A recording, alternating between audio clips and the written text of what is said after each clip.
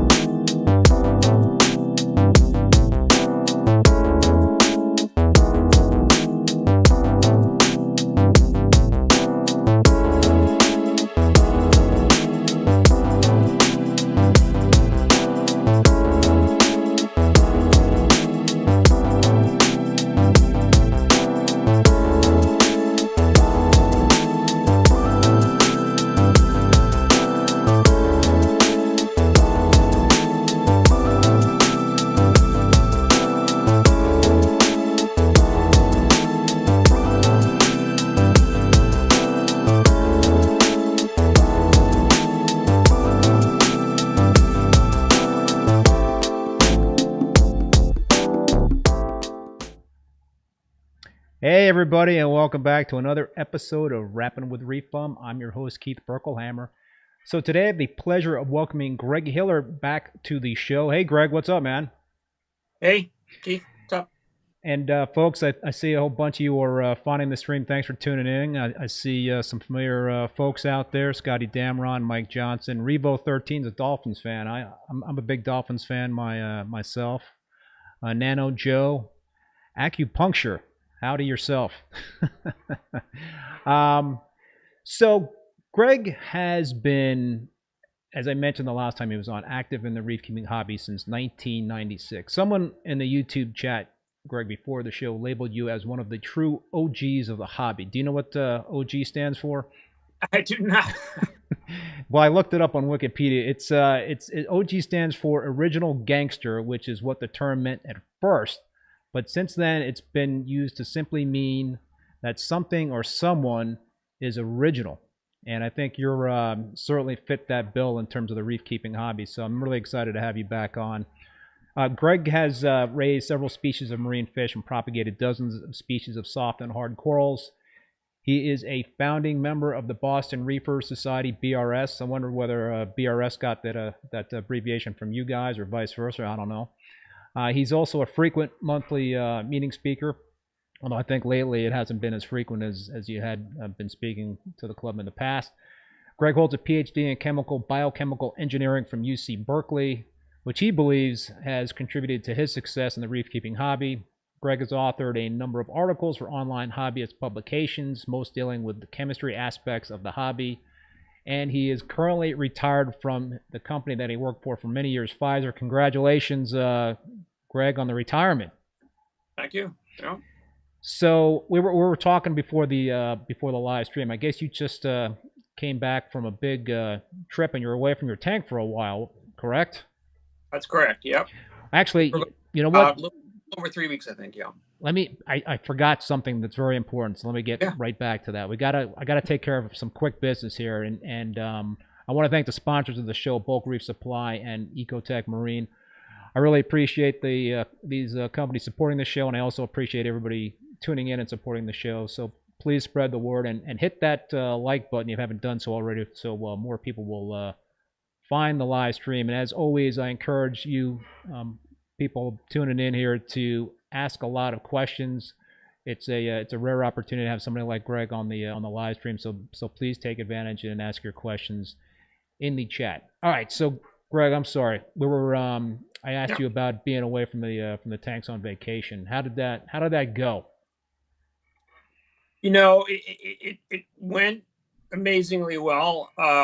These last 2 times, I've had problems in the past, but my son was here to watch things, but he's not really into the whole hobby very much. So I got him to check a few things. And the most common thing that I have him check is, you know, the alkalinity, just to make sure the calcium reactor hasn't stopped. And then also to just check that the power heads are still, you know, firing. Water motion is just so critical, and if that stops, we were chatting earlier just a little bit about the fact that you're quite large. You know, I think that's one of the biggest things that happens when tanks get filled in with corals. You got to be really careful about water motion. It can start to be a problem. If it's too low, sometimes, you know, kind of a little forest fire of RTN can start and wipe things out quickly. So yeah, and that's definitely something I want to talk to you about in a bit on the show, because I know you have a mature reef tank. One of my tanks is a very mature tank, like you just mentioned, and you know, it can be a tough call to make some dramatic changes to what appears to be like a thriving reef, but is it a ticking time bomb? But let's talk about that a little bit. Yeah, you know, I just got back from a vacation myself, and I just get really nervous about it. You know, I kind of stress out the week leading up to the vacation, just kind of thinking about all the different things I need to do. You know, I put on a couple of you know, I have 2 tanks, 2 display tanks, so I put, you know, some automatic feeders on those tanks to dispense pellets. The person that tank sits my tank, this was actually a neighbor, and she had never tank sat before, and she just came over a couple times to feed the fish. And you know, there's certain things that could happen to the tank while I'm away that even if I had an experienced reef keeper watching the tank, it could spell big trouble. I mean, you mentioned you know, the calcium reactor and all that stuff. You know, sometimes that's not an easy thing to see, and you know, I find it helpful to be able to monitor, you know, my alkalinity remotely. Do you do that sort of thing? Do you have an alkalinity monitor, a controller where you can kind of see what's going on? I'm not nearly that high tech. No. At one point in time, I had this system that could monitor a few things. It wasn't designed for aquariums, but it could monitor, you know, power outages, and it could call you, but it kind of stopped functioning. So I never bothered to get it working again. So no, I don't have a lot. You know, at this point in time, we're probably going to move in about a year, and when I do that, I'm going to set up a new tank, and probably in my new house, and I'll probably do a lot more automation than I can. Prior to this trip, I did try to simplify things a fair amount, in the sense that, you know, I had a number of pumps. You know, being the kind of cheap dude that I am, I had a number of pumps that were kind of old, and you know, sometimes after a power outage they wouldn't start. I kind of banged them around a little bit, so I took a lot of those pumps out that I thought could cause problems, and just replaced them with something simple, but that I didn't think was as likely to cause a problem, and then just test it by turning it on and off a few times. And so that I think was definitely a step in the right direction for making things simpler. Do you have a backup generator, like something automatic, or do you have something that's portable that you'd have to pull the ripcord on? Yeah, so what I have is well, I've been really lucky, knock on wood again, in that our town where I live in Massachusetts, for some reason, is really good about power. In other words, we've never had a power outage for more than just a few hours. Wow. For the 20 plus years that I've been doing this stuff. So, but nevertheless, a long time ago, I set up Several different things, but one of the easiest ones to do, just in case something goes wrong, is those little bubblers, those Penplax bubblers that turn on. You just run a little tube to the bottom of your tank, and they sense power outage, and they're so cheap and they're so easy to use, because that's I learned a long time ago. That's the first thing that it kills, and it doesn't kill your corals; it kills the fish initially, just because of low oxygen. Because your tank is so dense, the corals and the rock and the sand are all using up oxygen.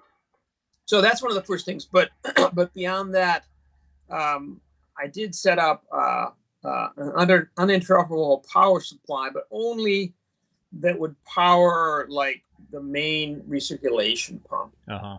So I have a pair of marine batteries that are linked to it, and so they charge all the time. And then if we lose power, it instantly clicks on, so it keeps the main pump at least moving water around. That's not enough, long term, but in the short term, that's enough. If all your pumps turn back on in an hour or two, you're fine.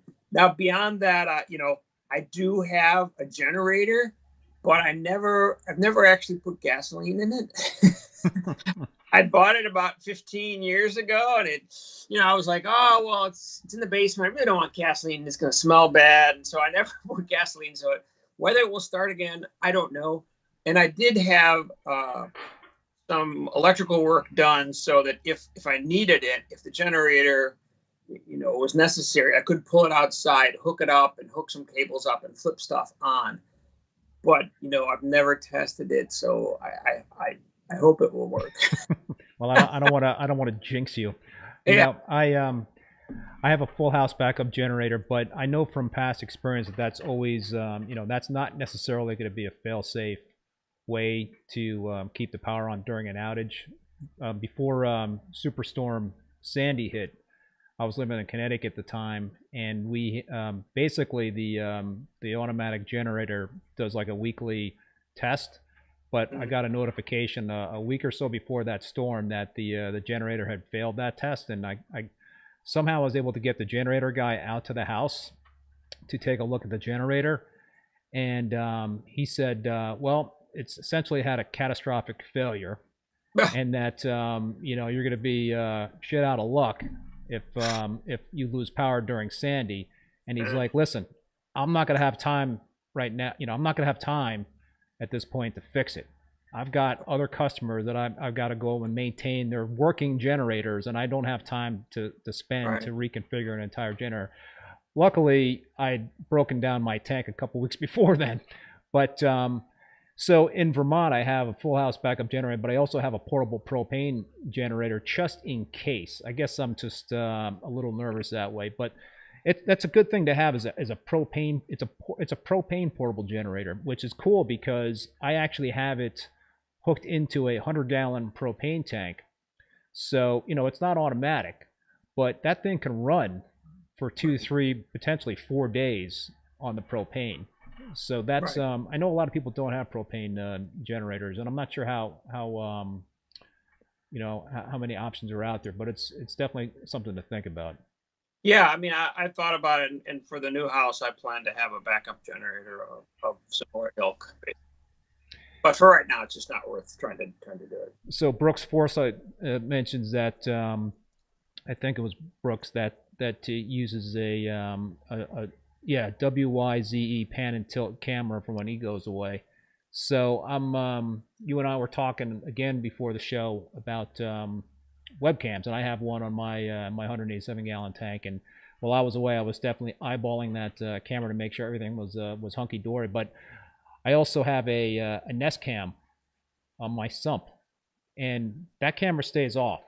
But what I do is if I need to look at it, and I could even, and the cool thing about the Nest Cam is that it's got infrared. So even in a dark room, you'll be able to see the water level in the sump. You'll be able to see that the skimmer's working. And those things are not terribly expensive, maybe a couple $100. And like I said, you don't have to have the thing on all the time. So that's another good thing that I like to tap into when I'm away. But man, you were away for a long time, and you were probably in some locations where you weren't even getting an internet connection, right? Yeah, when we were in the Seychelles on the boat, we pretty much didn't have much much connectivity. No. So, Greg, for those folks that don't recall the last time you were on, just talk a little bit about in terms of the current tanks that you have. Sure. So right now I have, I guess it's about 450 gallons. It's an 8-foot by 3-foot by 30-inch high system. So I've had that set up for, I want to say 11 or 12 years now. And I also have a 37 high. I think it's an oceanic tank. That's kind of a low light low light softies, low flow kind of lagoonal system. So the SBS system, so this is one thing we might talk about. I'm actually running the video of the softy tank right now. Okay. So, yeah. I guess the delay would not allow me to see it, but I guess things in there that can be of interest is I had this Solomon Islands mushroom leather a lot of people like that I actually collected myself years ago on a dive trip. And then the corner of the tank is an elegance coral that I've propagated several times and hacked up. And that actually was not doing well at all in my large tank, but when I moved it to this tank, it just started to flourish. And there's a coral beauty in there, that tank raised coral beauty, cute little fish, and a bunch of other random things here and there throughout that tank. But that tank has been doing, again, knock on wood, amazingly well with very little influence or upkeep or anything really. It's amazing. Sometimes if things are in the right zone, how well they can do. So, all right, in terms of the larger, the 450, that you said that's been up and running for like 10 or 11 years. But yeah, 11, 12, I think. Yeah. Any issues going on? They always say in reef keeping, there's always something. Right. Well, I mean, so I've had various colonies die over the years or just not flourish well, and sometimes you put them back in. You get a frag from somebody back, and it just doesn't take well. But time goes by, and you keep trying, and sometimes the tank changes again, and the tank accepts the corals again. So I can't explain that all, but I think there's a lot of complex chemistry and biology going on that we don't completely understand. I think a lot of it can be managed with carbon usage and good skimming and things like that, but a lot of complex things going on in a tank like that. So what about old tank syndrome? Is that something? Is that an issue that we have to be concerned about with a tank after a certain amount of years? Is that something that really folks with sand beds have to be concerned about? What do you think about that? Yeah, so I have a sand bed, and I agree in general.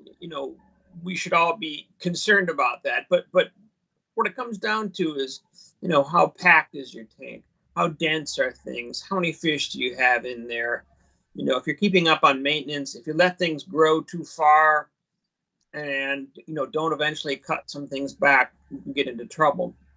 And so you were asking a little bit earlier about, your tank and what you should do at a certain point. Quite frankly, well, you said your tank's 4 years old, so my tank's, 11, 12 years old. And, about every 3 or 4 years, I basically have to go in and chop the top third of the tank off.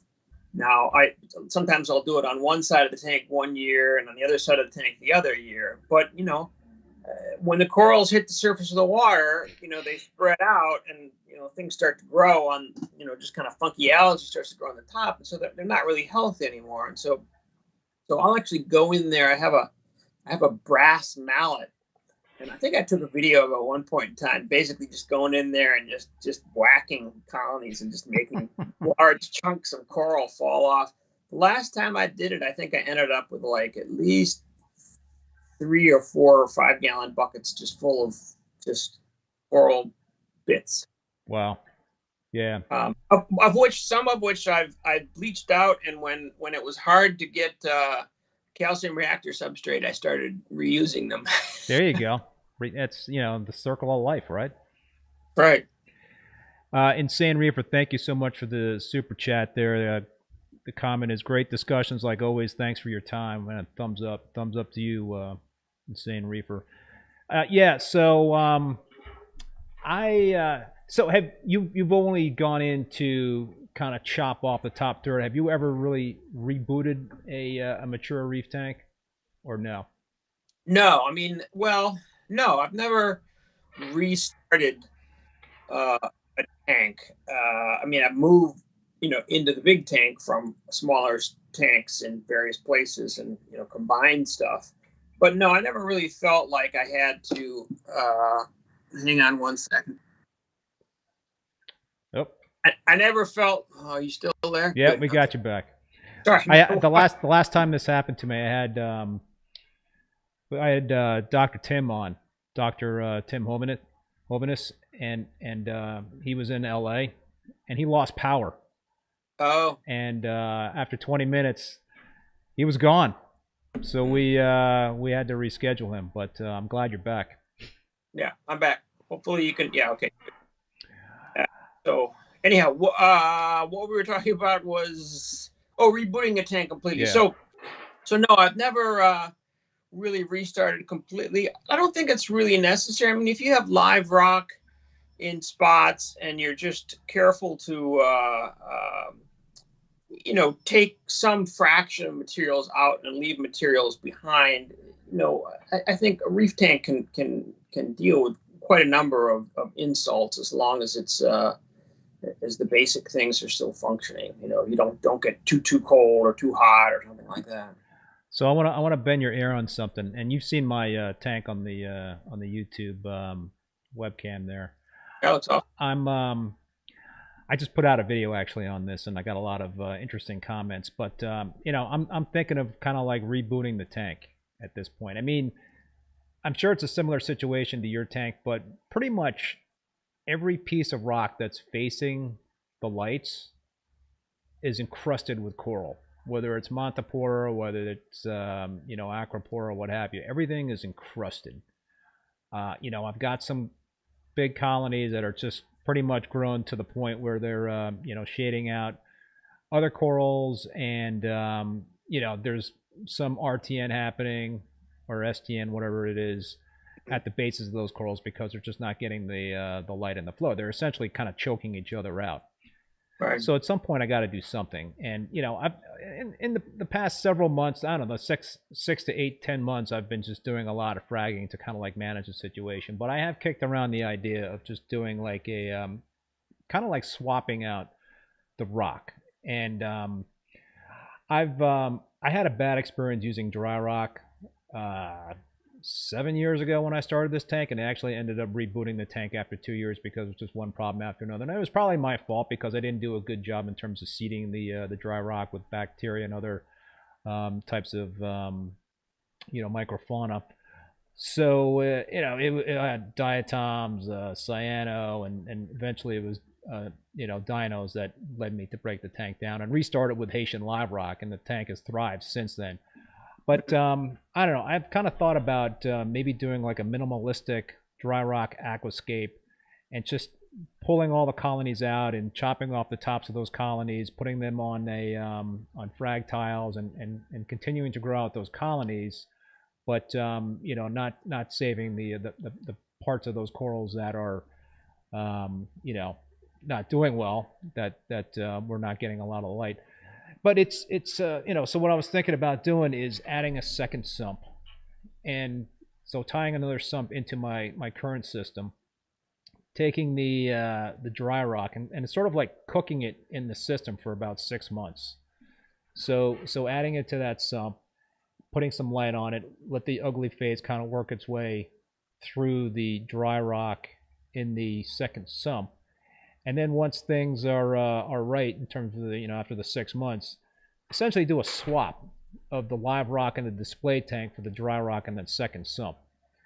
And but I'm worried, right? Because it's the system is very successful. Even though I'm going to be kind of doing it slowly and taking my time and trying to get the bacteria and the sponges and what have you to colonize the dry rock, it's going to be dramatic because I don't think I could save the sand bed. I think I'd have to pull the sand bed out of the display tank and replace it with another sand bed. But what are your thoughts on that sort of scenario? Do you think that's just way too risky with a tank that is going so well, like the one that I have?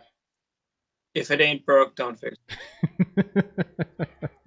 Yeah, I really, I really would not make a drastic move on a system like that. I don't think there's any reason for it. I mean, I think if you have colonies that have just gotten too big, just take a chunk of it out, But I would hesitate to do a large change all at once. If you're gonna, like I have mentioned before, I might go in and knock the top third off of 1/3 of the tank. And I've never had a problem with that. Nothing freaks out on that, and it works out just fine. But I'd be reluctant to just rip everything out and then start with rock that is kind of seeded but kind of not. I mean, I think you have the right idea, and you might be successful in what you're doing. I think that's kind of the right idea if you're going to do that. But I really wouldn't make a drastic change unless there's a strong reason you're trying to fix something that is clearly broken, and I don't think that's it. Yeah, no, that's a very good point. I kind of like, in the last week I've been flip-flopping on this thing. It's tough because, when I look at the tank and it's just doing so well, and to potentially upset that balance, I know in my years keeping reef tanks that large changes like that come with big risks. Yeah, I wouldn't do it. Yeah, I see some comments coming in about the potential reboot. What let's switch topics here a little bit, Greg. One thing that I'm experimenting with right now is dosing bacteria to my my established system, and also I'm dosing bacteria to my relatively new Peninsula tank.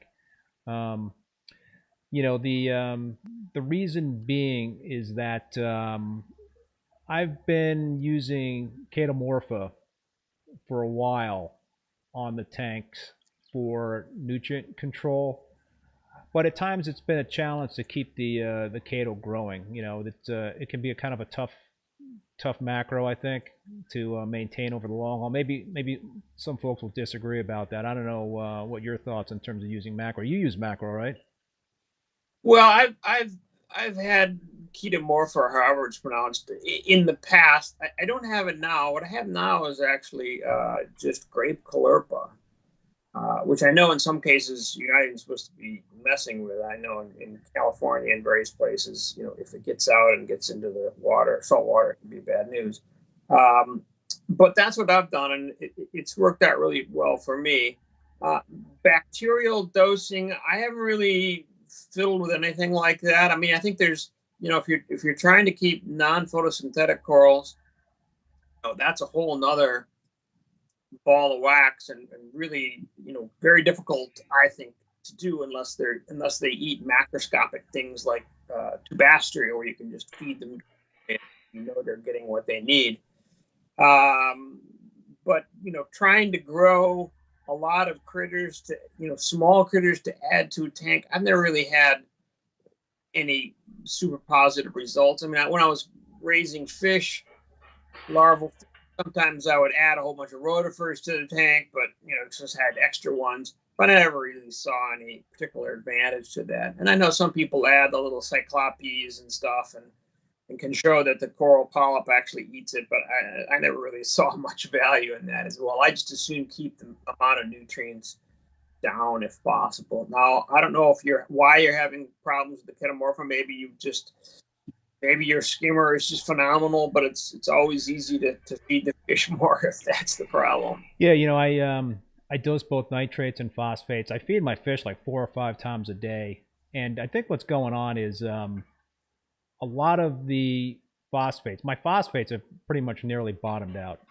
and currently right now I don't have a lot of Chaetomorpha, a lot of Chaeto that's growing. So I firmly believe that the corals are sucking in a lot of nitrates and phosphates, which is making me have to dose those elements. I might be wrong about that. But Well, it's somewhere, right? I mean, the reef tanks, it's a box. Whatever comes in comes out. So if you're doing water changes, or if you have a phenomenal skimmer, or if you're pulling out something with GFO or some other chemical means of treating phosphate, I played around years ago with lanthanum chloride. I don't actually that's tough. recommend. Yeah, that's nasty stuff, right? Yeah, well, it's Strong. I didn't have any real problems with it until I, after the fact, read that people have had problems with Trident clams, and I also had problems with Trident clams ever since adding it years ago, and I stopped years ago. But I've never been able to keep a Trident clam since that time. I mean, I previously had them grow, enormous, and then I don't think lanthanum chloride. They don't like lanthanum chloride for some reason. I have not had any luck growing clams in the last 5 to 7 years. Before then, I had no problem with keeping clams in my tank, but for some reason, it seems like the clams these days are, I guess, Oh, a lot more sensitive. I don't know. Maybe it's just something I'm doing. no, who knows? Maybe. Um, so yeah, so one of the reasons why I'm kind of toying with the bacteria dosing is to also utilize that as a source of nutrient control, and in terms of having that bacteria help consume the nitrates and the phosphates, because and I think it also helps in terms of fighting certain types of algae. I have some cyano here and there in the tank. It's not a lot, but and I think that's also related to my tank being pretty packed and Yeah. the So circulation being restricted. everybody does, but I guess I'm not sure what problem you're trying to solve. If you said you don't have any nitrates dealing with phosphates, I'm not sure. you know, Unless you're trying to do something different, and you're trying to add nutrients by adding the bacteria. Well, What yeah, kind of are these, and what kind of quantities? Is this just a bottle, something you squirt in that you buy? pretty much. So I don't waste your money on any of that crap. That's all. yeah, no, listen, it's why these days reef keeping has become a lot more complicated if you choose it to be complicated. I guess there's Doesn't complicated. doesn't have to be complicated. I Yeah, know. you don't need any of that fancy stuff. Check your alkalinity. I haven't tested phosphates or nitrates or any of that in years and years. So you're not worried about when you have an RTN event or an STN event that perhaps there's more bad bacteria taking over versus the good bacteria? It could be, but I think I'm not sure it's so clear cut. So my main concern is usually water flow. And I think that if I start having problems, I mean, recession from the bottom because there's less light and less flow at the bottom, that's not something I particularly worry about. That's just natural. Any reef does that in the natural environment. That's going to happen as well. So that doesn't bother me. But if I think that things are too compacted and not enough light getting in, that's when you get the brass hammer out and start whacking. So we have a few folks that agree with your assessment of my situation in terms of the tank, not to rip it apart and just do a little hacking with the brass hammer there. And Insane Reefer is commenting about I believe it's about the Cato growth in terms maybe it's a lack of iron. I do dose some iron supplements for the Cato. Devin Monaco has a question. What are your thoughts on nitrates at 0 but phosphates at 0.15? Still get film algae on the glass, so I assume there has to be some nitrate. Well, film algae is completely natural, right? On a reef, it's happening all the time. There's just critters that come by that eat it. I would never try to suppress in an extreme way algae in my glass. Just get some snails or some urchins and let them do their thing. I think if you have to clean your glass, let me put it extremes. If you can't see into your tank within 3 days, yeah, maybe something's wrong. But it's pretty standard to need to clean the glass once a week or once every 2 weeks if you want to see in perfectly. That's completely natural to me. Depends how many snails you want to have and what you're willing to do there. How often are you testing your key parameters in the tank? Is it like just once a week, or are you using? Well, the alkalinity I test very frequently, just because I want to make sure the calcium reactor is balanced. Because if it gets ahead of the tank too much, then the alkalinity gets too high, and they get precipitation in the power heads, and then they shut down, and that's the biggest. If it gets too low, then the corals really suffer. So, but beyond that, I'll check calcium maybe once every 3 or 4 months, and magnesium maybe once every 6 months or Wow. once a year, like that. I don't really see the need to test any more than that. I mean, again, if there's something wrong, but don't freak yourself out by looking at numbers that don't necessarily mean that much. In other words, what I'm trying to say though is, I'm adding calcium and alkalinity to the tank in a balanced fashion because it's a calcium reactor, right? So calcium and alkalinity, the skeletons are being broken down, they're going into the water, and the corals are taking them back up. So as long as the alkalinity is where it should be, that means the calcium will be where it should. Now, if you're doing something different, you're just adding baking soda and adding calcium carbonate. If you do it in the correct ratios, that's okay too. But if you're just doing one and then every so often you check and you add some that's completely different. Then you're really going to have to keep an eye on it. But if you're using a balanced way to add calcium, you shouldn't be a big deal. Years ago, I used to find my magnesium would drop quickly. I don't see that anymore. Every time I test it, it's like, it's really not much different than it had been, as long as the salinity is correct, the magnesium. What do you like to keep your tanks in terms of salinity at? Pretty close to natural seawater, a little bit probably, but pretty close. When I look at my refractometer, it's like 1.0, what is it, 1.023 or 4, something like that. Yeah, or 35 parts per thousand, I think is the number, but probably I keep it a little lower than that. And what about nitrates and phosphates? What do you like to keep those at, and how often do you test in those? I haven't tested in years, so that's awesome. But that's refreshing to hear. No, I mean, I really don't know what mine is. It's certainly not zero, but I don't think it's well, I can't see it being a problem.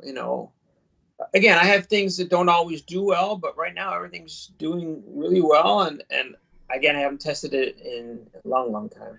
Well, I think one of the keys with reef keeping is that if you're consistent and you keep things stable in terms of whatever you're doing, then and don't make any major changes, then typically you're going to be okay if the tank is doing well. Let's talk about something else. I wanted to get your opinion about polyp extension. How important is polyp extension for SPS when the tank lights are on? I mean, when the tank lights are off, certainly the polyps are out a lot more than they are potentially in the daytime. So how important is polyp extension during the daytime, would you say? I don't think it's particularly important. And maybe I'll give you a potential reason that I'm not worried about it. So, well, first of all, in the natural reef, you don't actually see polyps extended on most corals very much, at least not during the day. At night, sometimes you do. But years ago, for a while, I had a orange spot filefish. And the ones that I had only ate polyps. That's all they eat. Was coral. And they didn't do enough damage to a large tank to really cause any problems, but they would keep most of the coral polyps retracted all the time, just because they would go to one spot and then move around and spot another spot. And so they were retracted all the time, but the corals continued to grow without any problem at all. So, I don't really see, I guess you could say, well, corals are taking in nutrients through all of the surface area, and maybe with more tentacles extended, maybe they're taking in more nutrients. I don't know. Again, I think they could probably compensate that for that at night. You know, when the filefish used to just prop himself between two corals and snap his little file, and he would like be stuck in there, and the water would never be able to move him around because he would just snap that thing and he was stuck. So he would sleep, and then the polyps could do whatever they wanted while he was asleep, I guess. So you're fine with having like angelfish or any other kind of fish in the tank that potentially can nip at polyps? Oh yeah, I've had a lot of fish that can eat various corals, and a lot of times, well, you know, within reason. So, I mean, I've had some fish that were just chowing down on soft corals, and I knew they were soft coral eaters, and I had to remove them at one point in time. But I have a number of fish that are, that will nip at different things and take little chunks out here and there, and that doesn't bother me. I mean, I have a Navarcus angel in now. I have a flame angel and a lemon peel angel or something. They don't really do any significant damage. I have a misbar regal angelfish in my peninsula tank, and this to me is like my that is like the pinnacle in terms of keeping a fish and having a misbar regal angelfish. You don't see a lot of them around. It's pretty rare. And the other day, well, it was a couple of weeks ago, I caught that thing picking at some of the frags in that tank, and actually I got a couple of larger colonies in that tank, and the tank's like coming up on a year. I started last October, so I saw the thing picking at the corals, and the polyps were retracting, and I immediately just thought I got to get that fish out of that tank because it's doing some damage. But then I just noticed at night that the polyp extension was just great when the lights were out. And the other thing I did was actually I started feeding that tank a little bit more, kind of trying to fatten that fish up and quell his appetite. But yeah. I mean, it depends what you're trying to do. If the coral's the absolute essential thing and you have little micro frags and you're worried, yeah, okay, forget it. But if you're willing to deal with a little bit of this or that, which I've had a lot of different fish over the years that are, aren't really reef safe, and my system's done just fine. So thanks, Planet 3D, for the comment about hitting the thumbs up for folks. Yeah, smash that like button so more people can find the live stream. And I also want to remind everybody to ask questions in the live chat. Ask Greg some questions that you might potentially have that you would want to kind of get some answers for. So, Greg, that mentality, I'm not sure if that's because I'm mental or I couldn't help it. Fish first, feed a lot. Yeah, I agree with that comment. The more you feed, the better. Do you believe the fish poop is good for corals, Greg? Absolutely. I mean, again, it's just a closed system. Anything you put in has to go somewhere. And if your tests are showing, I don't bother with that, but if your tests are showing that there's nothing accumulating in the water, then the corals are consuming it. So great. Yeah, I mean, you mentioned this before. I don't think you feed your corals amino acids or any other coral foods, right? I'm pretty much in the same boat. I've tried aminos. I've tried feeding a lot of coral foods. I haven't really noticed any differences. Sometimes I get cyano. But I just find that feeding the fish a lot and letting them do their thing in terms of kind of pooping that food out just kind of seems to do the trick.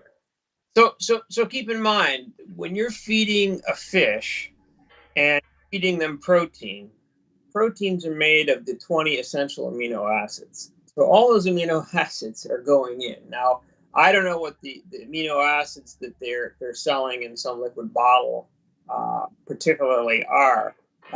There is some literature on this, so some scientific literature on free amino acid availability on the reef, and there's really not a lot of free amino acids floating around in the water, as I recall. So I don't really see any significant value in adding amino acids. Now, the one thing I will say that I add beyond just my calcium reactor is I have for many years added some trace elements. I made my own trace element mix, which was, I can't remember if we commented on this before, but it's basically very similar to what this supplement called Combisan years ago was supposed to be. Turns out it wasn't. It was actually mostly just water. But and I've been dosing kind of my own mixture of that for many years. But it's only just trace elements, elements from the periodic table. Right. The amino acids. There's nothing else, and that seemed to help with color on certain corals, which I think just weren't getting certain elements that they needed. Because if you look at an analysis of ocean water actually has just about every element in the periodic table to a very low level, but just about every element, even gold, is in salt water. A lot of people have tried to think up some way that they could extract that gold, because think how much money they can, but it's very low levels. Yeah, that would definitely make somebody very rich. Planet 3D is asking, what do you think, Greg, of running UV on a reef tank? Why? I guess that's my question. What are you trying? So maybe what I'll say is I know somebody once that experimented with it, and almost everything in his tank died. So, but I think as long as you have lights that effectively simulate natural sunlight, I don't think you really need UV. I don't think. I mean, maybe it'll have some effect over some coral colors, but I've never seen need for it. I mean, my tank I think is colorful enough. I don't have the Disneyland lights like some people do. The ultra blue, or you can't even take a photo of your tank because it's so blue that just nothing comes out. But I still have metal halide. The tank that I posted, that is an LED system, but I don't run it with crazy high blues. It just actually hurts my eyes. I don't know if people realize that I don't think a lot of blue light is necessarily all that healthy for your eyes. So I go to these frag swaps and my eyes actually hurt when I look in people's tanks. So I don't know. You got to wear orange lenses. Yeah, I don't know, rose-colored glasses or something. So getting back to UV, I had never used UV before up until this year. Actually, I had a dino outbreak on my my relatively new Peninsula tank, and so I was able to actually beat the dinos by using UV, because the dinos happen to be the free floating variety.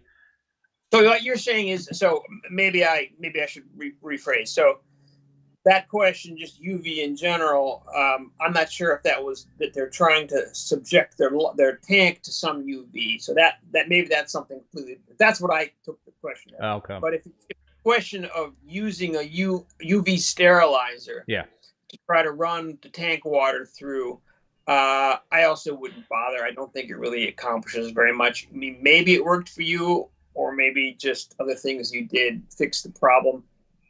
The only time I would actually use a UV sterilizer is if I ever try to raise seahorses again, because I don't think that their immune system is very good. And I think keep a very small tank with a very powerful UV sterilizer and run water through it appropriately and keep it clean and change the bulb frequently, you might be able to keep the level of bacteria down a little bit. But that's the only time I would bother. For a big tank, I think it's. Do you think a UV can do any harm? I mean, pretty much the nitrifying bacteria are colonizing the rock and the sand and other surfaces. So do you think UV could potentially hurt that population? No. I mean, you can run UV.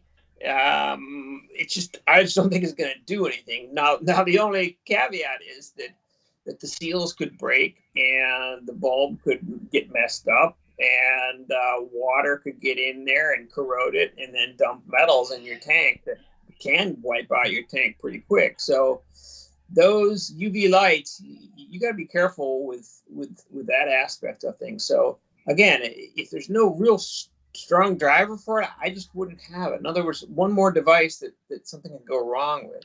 I mean, I'm all for multiplying, keep several power heads and chance that one stops going, but equipment that you don't really need, I'm inclined to not mess with. So, ozone, UV, amino acids, bacteria, I don't see a real value in much of that. Now ozone, maybe, I never really experimented with that much, and some people, keep really close eye on their redox potential, and they think that they control,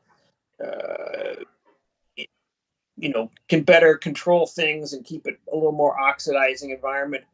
I mean, maybe that helps, but I just didn't see the value in fiddling with it, and you can mess things up with ozone for sure. Yeah, I've never tried ozone. I guess it could help with water clarity, but I've never really seen the need. I run activated carbon, and that seems to do the trick.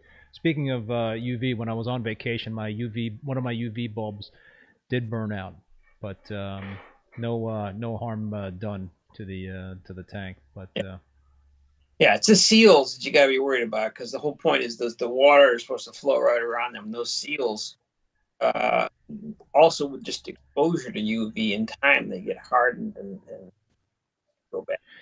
So Revo 13 is asking you whether or not you do any water changes, and how much. If so. Absolutely. I mean, you have to. It's a closed system unless you remove nutrients one way or another, and but it always helps balance the tank. I probably change on the order of 5% a month or something like that. But usually it comes down to the water I'm using when I'm fragging things. I just don't put that back into the tank, obviously, because I'm gluing things down and I'm using accelerants and things like that, and the corals are sliming, and I don't put that water back in the tank, so I have to make up for that. So, do you think that water changes alone are not enough to replenish trace elements? Is that why you're dosing trace elements in addition to doing water changes, or do you just are not doing enough water change and need to dose traces? All depends. So it all depends upon your tank. If you have a really big tank and you have a few little tiny corals in it, I don't think you need to. But if you have a tank that's chock full and stuff's growing out of the water, and almost every surface is growing, for me, I think that there's certain trace elements that are not readily available, and I feel like. I think I've said this in the past as well, that there's a pretty wide level of certain trace elements that a tank is fine with, in the sense that the range can be fairly large, but there just has to be at least enough there so you need out of the water column. Steve Brady is asking, does Greg still run halides on his 450? You did mention that you're running halides. Are you thinking of switching to LEDs when you make that move to a new house? Yeah, when I make the move to a new house, I probably will. I haven't thought super carefully about that, but one thing that surprises me a little bit, I wonder if this is a little bit of a scam, is that you can buy incredibly inexpensive LEDs now. I mean, and I don't understand that it should be so hard to buy a fixture for a tank with very inexpensive LEDs that couldn't work just as well. So, for instance, let me just say that, I mean, I bought some LEDs, some really simple fixtures. I can't remember what they cost. It was like maybe $10 each.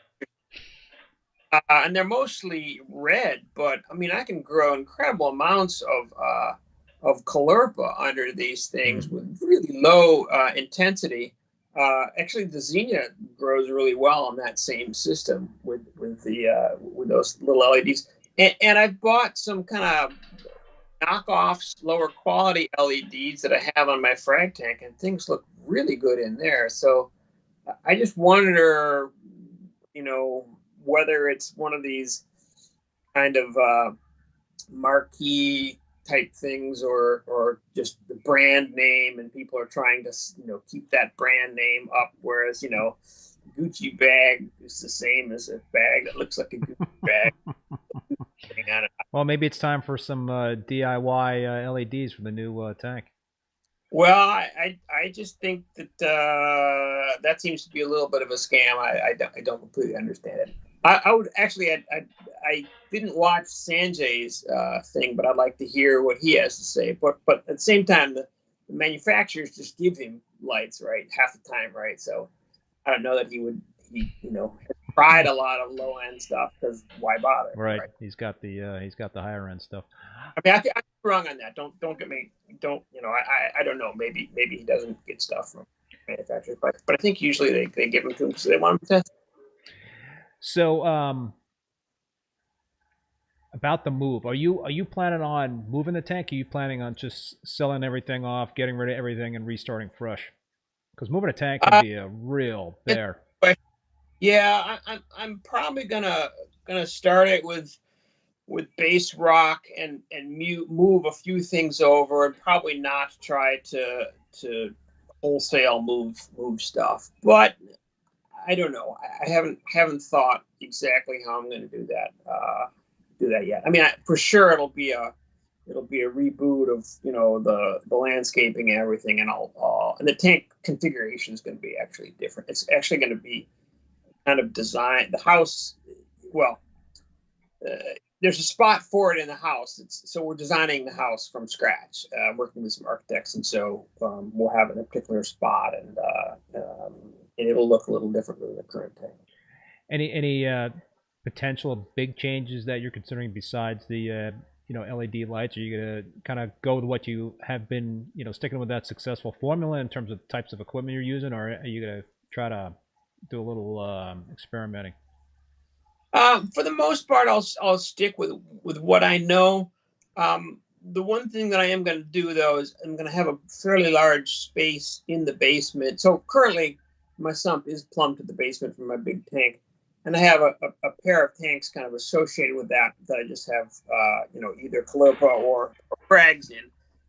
But in the future, I'll have a fairly large room, and actually will probably run the tank with water through a number of different tanks, and maybe just more effectively grow different algae and frags here and there, just to help pull things out. I mean, again, these LED lights that are growing this calipa, they're using very little wattage and growing a lot of calipa, and I would think Chetamorpha would grow just as well, or anything else. But I'll probably redesign that a little bit, because right now the calipa grows, and I've got some rocks in there, and I can yank them, and then sometimes the rock come off, and sometimes they fall to the bottom.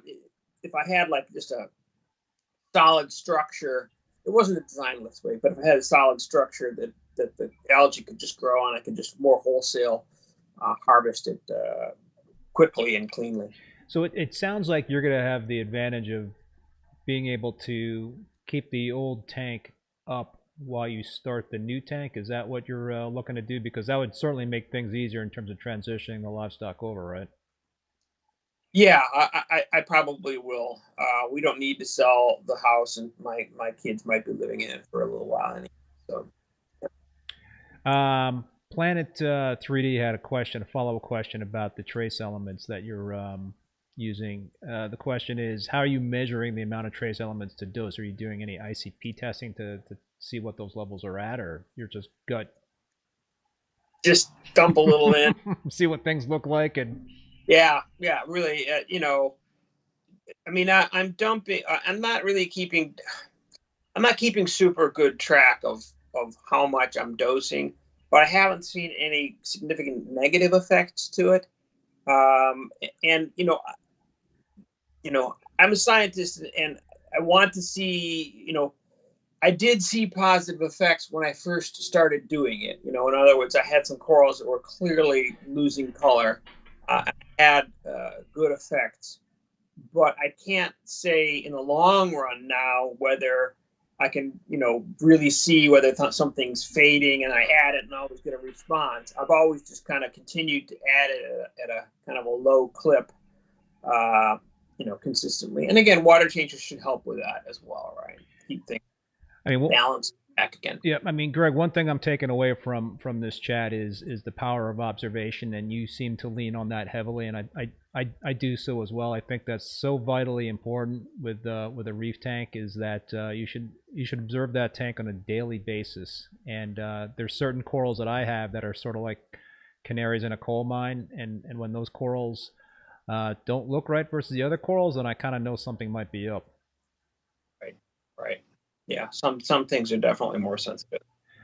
I forgot to ask you this question in terms of the calcium reactor and pH, but what do you use? What do you do? How important is pH in terms of being able to keep it elevated? Because a calcium reactor will bring it down. Do you dose any kalkwas, or do you do anything else to help elevate the pH that gets lowered by the calcium reactor?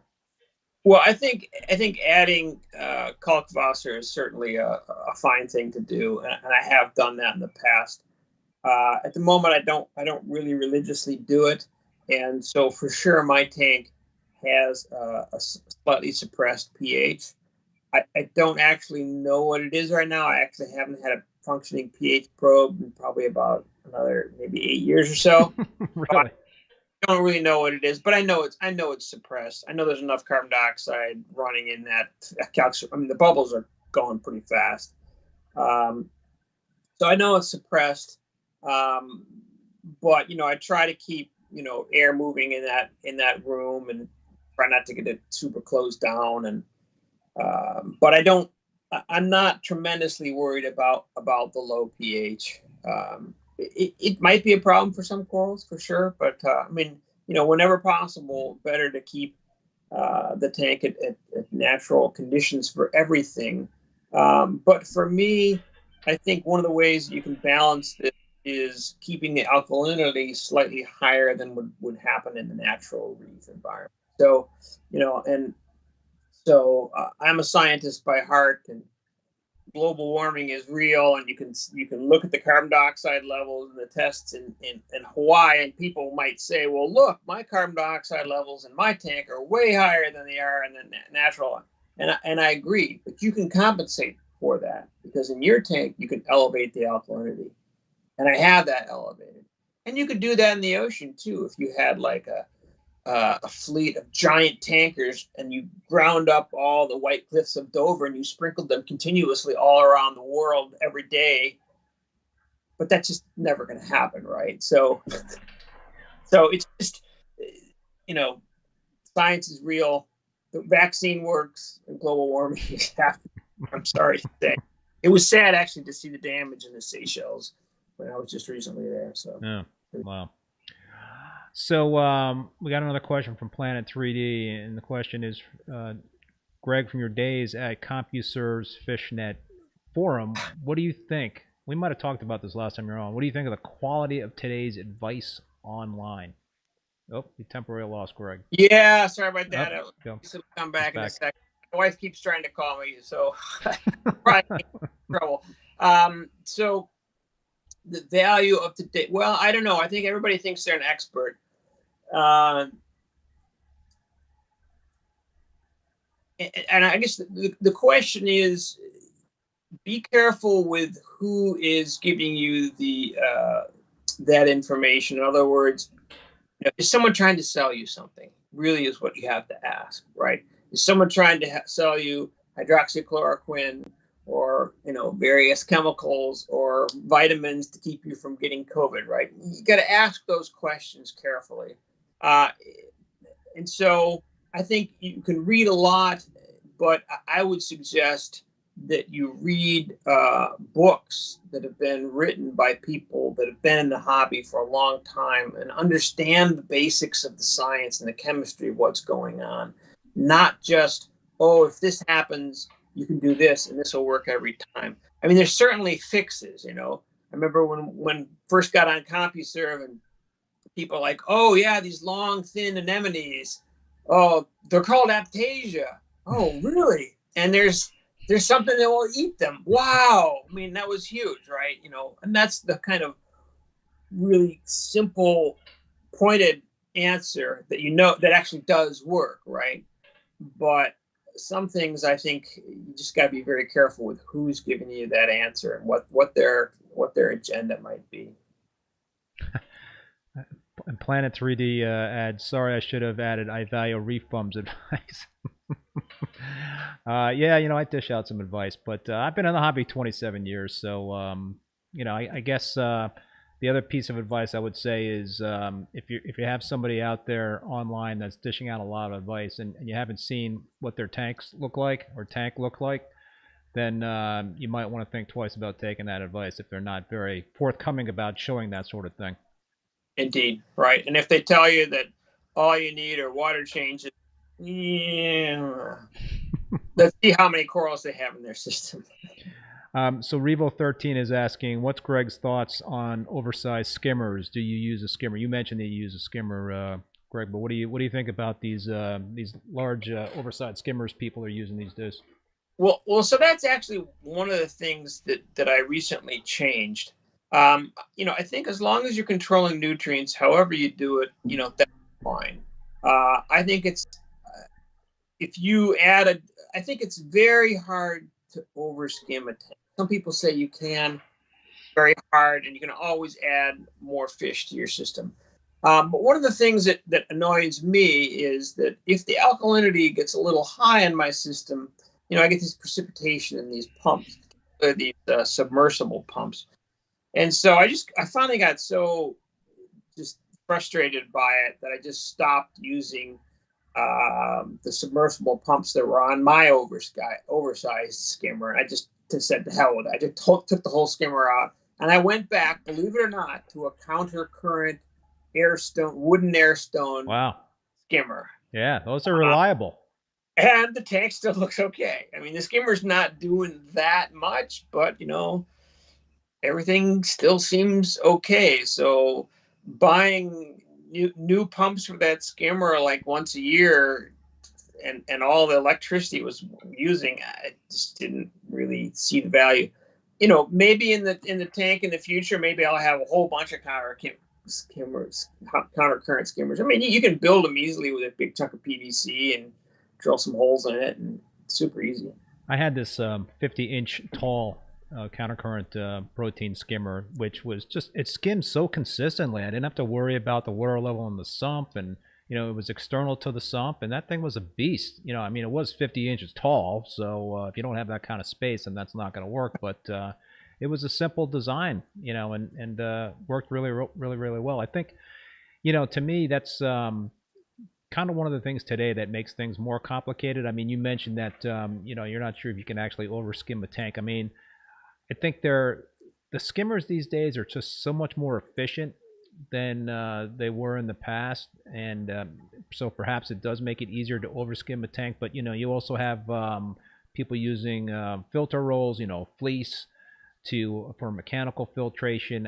Everything technology today has just made the equipment so much better, and I find that to be interesting because I think it kind of makes the hobby a little bit more difficult because it's a lot easier, in my opinion, to zero nutrients out with this much more efficient equipment. And so I think you got to be careful and don't put put your hand on the throttle, so to speak, as much as maybe as you might have in the past. It seems kind of ironic that the technology has created such great improvements in the terms of the equipment that we've used, but it's also been a bit of a curse, in my opinion. Yeah, I don't know if I think that skimmers have actually improved that much myself. Just based on, I've shut this thing down and I'm been months and months now, and I haven't really had a problem. Maybe I will have a problem, but I still see pumps freeze up all the time. I remember when these DC pumps came out. Oh, this is gonna be the greatest thing. I used them a few times. They just freeze up like mad. Forget it, they're worthless. So, I mean, I still have some Hagen 802 power heads that are like 15 years old. And they'll still work, right? I have behind pumps that are at least 15 years old, and they still work. So, I think you look for good quality, and I still think a lot of the equipment is garbage. Yeah, and I think also if you take care of your equipment, then it could last a long time. You know, you gotta stay on top of the maintenance. And I'm one of the worst for that. So, but that's just it. If something can survive in my hands, then it's done well. It's definitely gone through the ringer. The last thing I wanted to talk to you about, Greg, is you mentioned a couple of things about SPS and having good coloration with SPS. I think you mentioned trace elements, and what else did you? Maybe it was the lighting, Water motion. water motion. Anything else in terms of things that folks should think about in terms of maximizing the colors on their SPS? Well, I mean, again, I think it's a question of whether you're actually seeing natural colors or whether you're Disneyland effect. Seeing something through blue light. I think a lot of people that have these LED systems, turned up with a blue, that's not how a reef looks. I'm sorry to say. I mean, yeah, when you go down, a reef starts to get slightly more blue, but it doesn't look like Disneyland Electric Light Parade. It just does not look that way. That is not natural. It's slightly blue, but it's not this crazy, painful to your eyes look where you can't even take a photograph of the tank. That's what I've noticed lately is these blue systems try to take a photograph and there's something wrong. Used to be with metal halide, the photographs are realistic and they look good.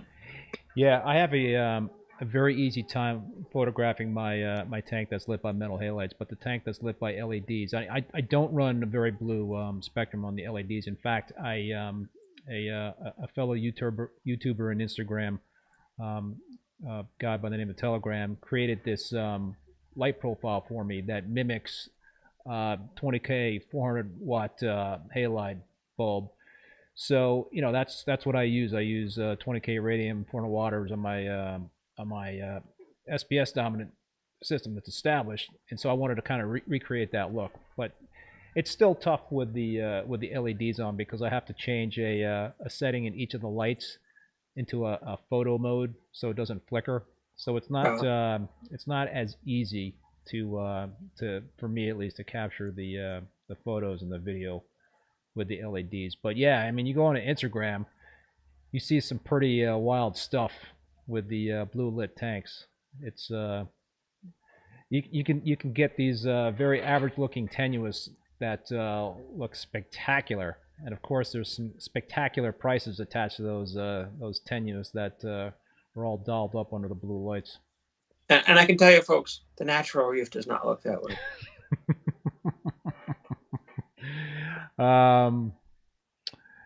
Let's see. I'm just looking at some more comments. Planet 3D, Greg, there are some very anti-views relating to reef keeping. What do you think needs to happen to improve understanding of the industry? I don't know what anti-views are really.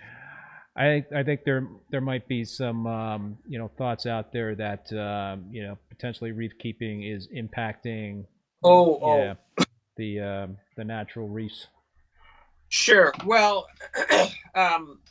I mean, so from an environmental standpoint, yeah. So I think it's worthwhile. So I think one of the ways to kind of counter some of that is if someone goes, "Oh, you mean you're bringing in these corals and you're putting in your system and then they're just dying and da da da da da."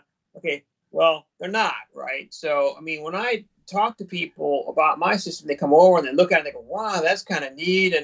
And then I go on to explain, "Oh, and every coral in this system has grown from a fragment not much larger than the pinky on my finger here." Okay, and then their eyes kind of change and they think about it differently. So yeah, we are using electricity. That is a significant factor, but the LEDs have really cut down the amount of electricity. And if you're careful with what pumps you absolutely need to have, I think that can be reasonable as well. So I think that there's a lot of other things that people can do to help with conservation efforts, and I don't necessarily think that we're destroying the reef. But I would also say that keep in mind when you are setting up a system where those corals are coming from, and how they're being harvested. SPS corals, almost all of them are just traded from people, right? We don't bring in big colonies anymore, or you can bring in, or if you want to, you can get the aquacultured colonies that are just grown in Fiji in a little piece of, yeah, not such a big deal. So I think it's just worthwhile to keep everything in focus. Yeah, no, for sure. Matt A makes a comment. People need to know that many of the corals we love in our home have never been in the ocean. I guess they've been in the ocean at one point in time, but perhaps Okay. there's more of them in our homes than they are in the ocean. I don't know, but I get I get the drift. Right. Well, sure.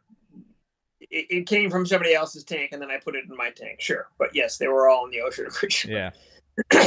Right. Well, that would be kind of cool to, one of these days be able to create these I don't even know what you would call it. I'm not sure what the terminology would be, but well, you can create hybrids, right? I had a pair of seahorses mate and two different species mate and create a hybrid once that looked a little bit like both species. It was really wild. That's pretty cool. And whether that has ever happened, I don't know that these two species have overlapping geographies or not. I never looked into it, but it's possible that hybrid never existed in the wild before. So there you go. Yeah. All right, man. I think we'll wrap it up. Any final thoughts, advice for folks out there in terms of successful reef keeping tips? Keep it simple. That's what I got out of this chat. Yeah, keep it simple. You don't need all the equipment. Look at what's happening. Talk to reef keepers, and if they say they have all these pieces of equipment, and they say you need them all, maybe you don't. Talk to people that have been in the industry for a while. Read some books. Understand the chemistry and biology about what's going on, and don't just have a problem and say, what should I do with this? Because if you don't understand the basics, you might be fixing one problem, but actually creating another problem at the same time. Sound advice. All right, Greg. Listen, man. Thank you again for joining. That'll do it for this show, folks. And I'm going to give my sincere thanks to Greg for being on today's live stream. I also want to thank Bulk Reef Supply and Ecotech Marine for being sponsors and supporting the show. And also, I want to thank you folks out there for tuning in. And my next live stream is going to be next Thursday, September 30th at 7 p.m. I'm actually going to have Eli Meyer from Aquabiomics on. He owns a company that actually does bacteria testing. Greg, you're probably not going to be tuning into that episode, I assume. But just be skeptical. Be skeptical. Yeah, there's a lot of folks out there that are interested, so it should certainly be an interesting chat. But until then, be safe out there, everybody, and we will see you next